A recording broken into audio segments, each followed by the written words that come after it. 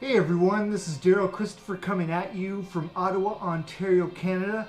This is Comic Book Haul Review, Episode 7, Part 9, where I will be reviewing Invisible Republic, issue number 1 to 5. So let's get down to it. This, I think, will be my final video of the day, including this one. That means I've produced 4 videos today, which is pretty amazing. But sometime soon this marathon of being awake has to come to an end, and I gotta get some rest before I get into a mega clean of the house tomorrow. So let me tell you a little bit of a backstory about Invisible Republic. Now, as you know, I get with all my comic book subscriptions at the comic book shop on Clyde and Nepean, the free comic shop news, which has feature articles about what major comic books are coming out and what to look out for. And normally I read these and I think, meh, whatever, that doesn't interest me. But I remember the comic shop news had a feature article about Invisible Republic, and I just thought to myself, wow, this just connects with me. And immediately I got it together to make sure that Invisible Republic, without even seeing the first issue, would be added to my subscription list. And believe me, I haven't been disappointed. In terms of a review, I give it 9.5 out of 10. It is by far one of the best comic book series I've come across ever.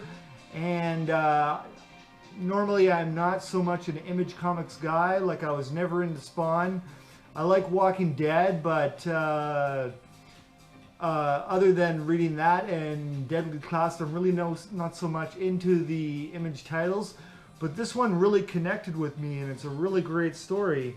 And basically what is going on here is that there was a human colony known as Avalon, and it's kind of, you know, really gone downhill. It's almost become like a third world country or a failed state.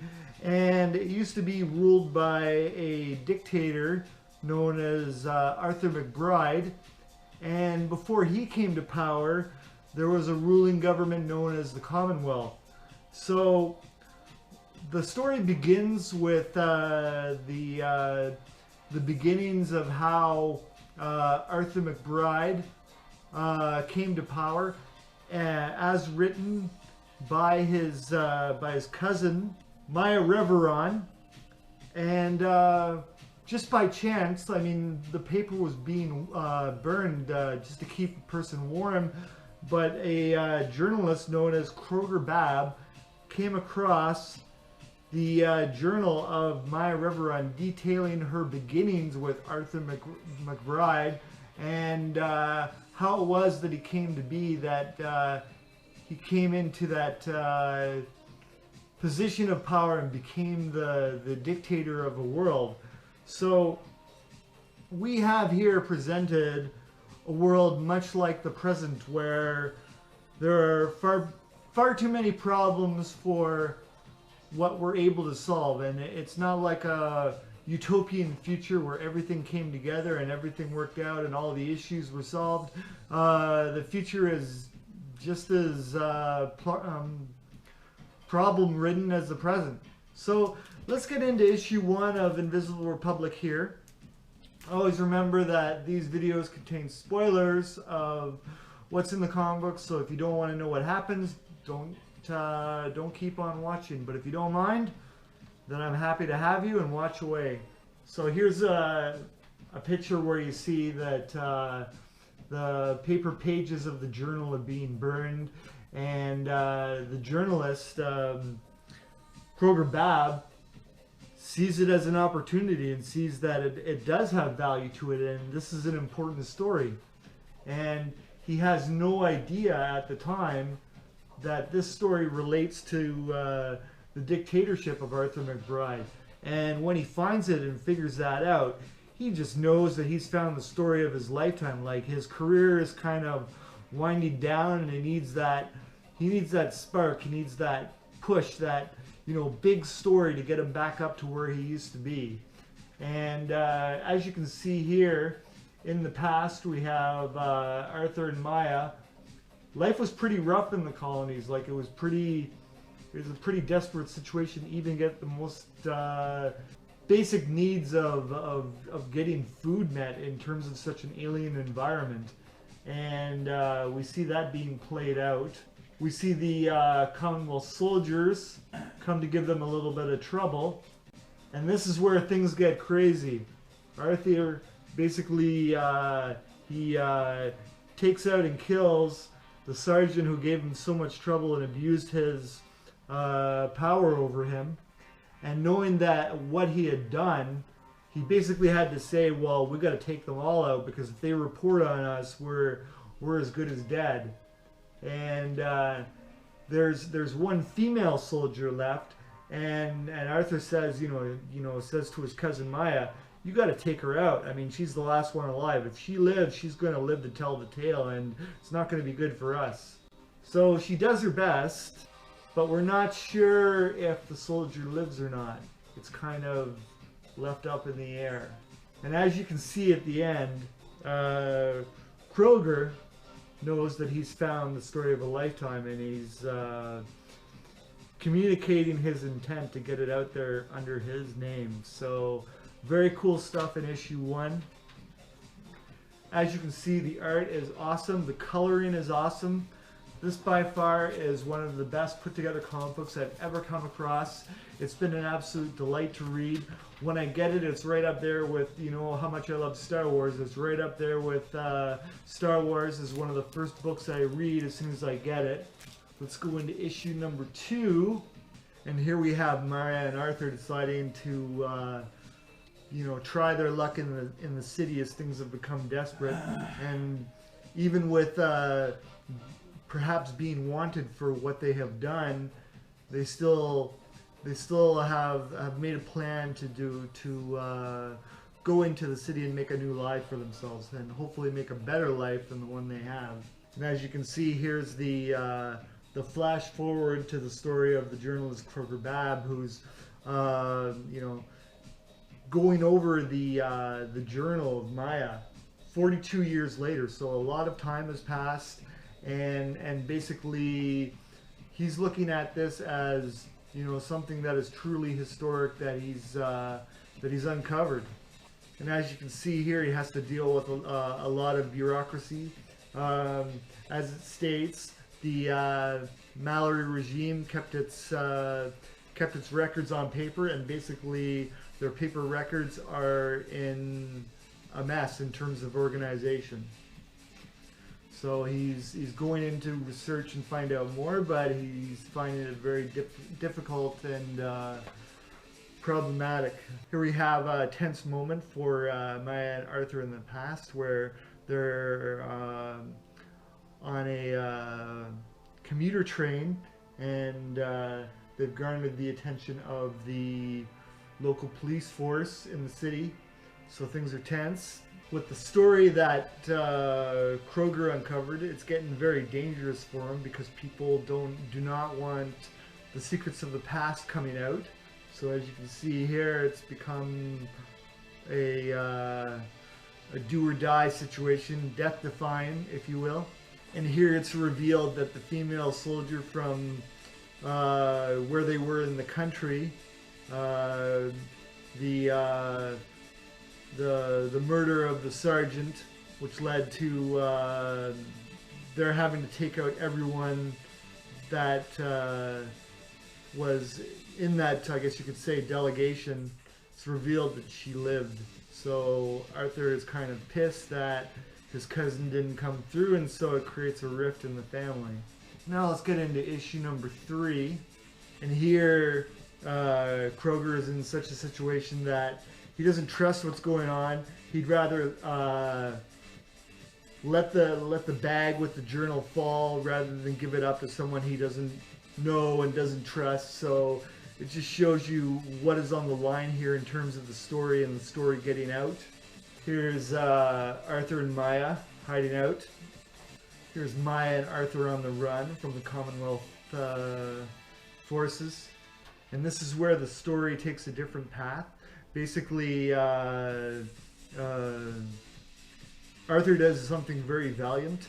He pushes her out of the way because he knows that the Commonwealth forces are after him, and they have no idea who Maya is. So he does the right thing. He doesn't want her to have any trouble. That, you know, when it comes down to it, it was his fault that the situation that began this sort of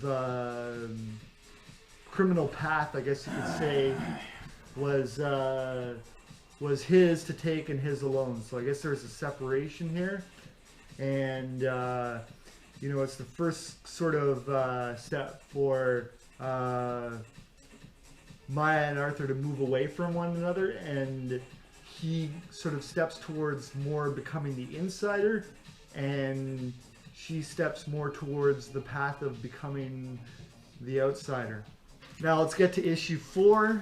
Here we have the journalist Kroger Bab requiring some medical attention after everything he's gone through to protect the journal.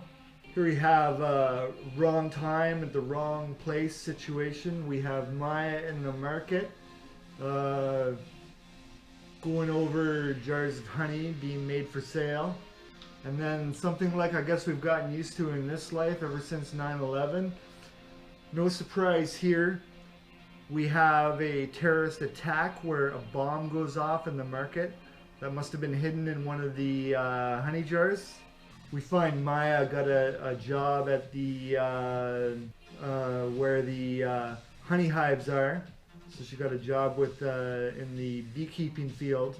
Surprisingly, after everything that happened, at the end, it's almost like, you know, nothing bad had ever happened to her. She's there in the market, you know, just doing her job, offering free samples of honey to any prospective customer in the market who might want to try such a sweet treat. So, wow, there you go. Finally, in issue 5, this is the most recent issue that I have at this time. We have our first indications of what a symbol Arthur has become in his defiance of the Commonwealth Authority. Here we have posters of him being put up as if he's someone like Che Guevara or something like that. He's become the cause, he's become the movement. Here we have it revealed that the people know that Maya and Arthur McBride are family, and that they came to the city together, and they know and they have some idea of her role in the happening that led to them going to the city in a desperate attempt to have a better life and to hide away from the authorities. Here we have Kroger kind of going through and unraveling the mystery, and he notices a photo here. He's wondering what is missing from this photo that he's seen to have something else in the picture somewhere else. So he's kind of starting to begin to put together the role that Maya had in putting down her thoughts about how the movement, the cause of Arthur came to be, and her role in that movement. She certainly is not just an observer. She had a direct role in all the events that had taken place in the past, decades before. And here we have Arthur making his move for power. He's trying to become the people's champion. He's telling them what they want to hear. He knows firsthand what the injustice of the Commonwealth system is. So he's making his move. He wants it, and he's going for it. Here we have Arthur call out to Maya. He said he needs her help. He's asking for her help, so that's a big move on his part. They're still family, even though they've been separated for a bit. Crowd's been gassed by the militarized police. And here at the end, this is where things get really cool. We have Maya introduce herself, Maya Reveron, in the present day. So how cool is that? I can't absolutely wait for issue number 6. This just keeps on getting better and better. Like I said, my review for this, I give it 9.5 out of 10. It's one of the best comic series that I've ever read. I love it. I highly recommend it. It's a complete must-read. If you love comics, you gotta check out the series. I know and I guarantee that you will enjoy it. So that's all I have to say about that. Thank you, Image Comics, for putting out such a high-quality title. I look forward to every issue that I get, and I'm gonna enjoy every issue until the very end, when that sad day comes. So here's to you. So that's it for episode 7, part 9, where look at this. We made it through issues 1 to 5 of the Invisible Republic. Thank you, as always, to my awesome subscribers. Thank you for being so nice to me that you subscribe to my channel and don't mind what videos I'm putting out for whatever reason. I'm no one special. I'm just another guy, but I read a lot of comic books, and I have spent decades and decades of reading lots of creative material. So I guess, you know, if you like that, then thank you for your time spent with me. Thank you to the awesome comic book lovers on YouTube who have your own channels, your own reviews, your own videos. I try to see your videos and your thoughts and your reviews as often as I can. Thank you so much for stumbling upon this video and watching it. Thank you to the people bored at work and willing to watch anything. I always make videos for you because I know how hard it is when work gets boring, to kill time in a boring shift, to get through until you can get home and do your thing, and you only have the internet there to keep you company. Thank you so much to all the people bored at work and willing to watch anything.